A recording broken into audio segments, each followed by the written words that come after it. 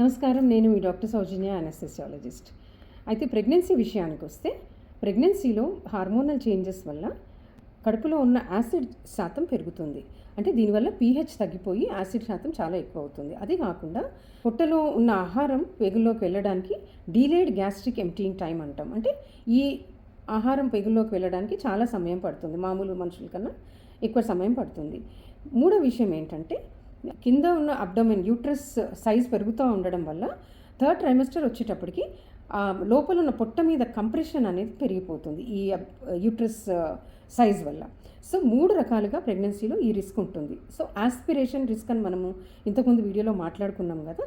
So ఈ aspiration రిస్క్లో acid శాతం ఎక్కువ అవడం వల్ల యాసిడ్ ఆస్పిరేషన్ రిస్క్ అనేది ప్రెగ్నెంట్ ఉమెన్లో చాలా ఎక్కువ శాతం ఉంటుంది. అందుకే అనస్థెసియా డాక్టర్ మీకు 8 గంటల ముందు ఆహారం మానేయమని చెప్తారు. ప్రెగ్నెన్సీలో మీరు సిజేరియన్కి కానీ ఏదైనా ఆపరేషన్కి వచ్చినప్పుడు కానీ 8 గంటల ముందు ఆహారం మానేయాలి, 6 అవర్స్ ముందు మిల్క్ ప్రోడక్ట్స్ మానేయాలి, 4 అవర్స్ ముందు వాటర్ మానేయాలి.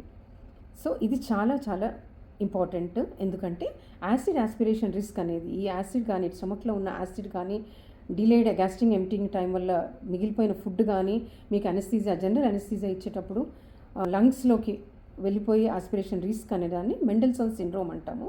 ఇది కానీ జరిగిందంటే ప్రాణానికే ప్రమాదం జరిగే అవకాశం ఉంటుంది. అందుకే సేఫ్గా ఉండండి. అనస్థెటిస్ట్ మిమ్మల్ని సేఫ్గా ఉంచుతారు. Thank you.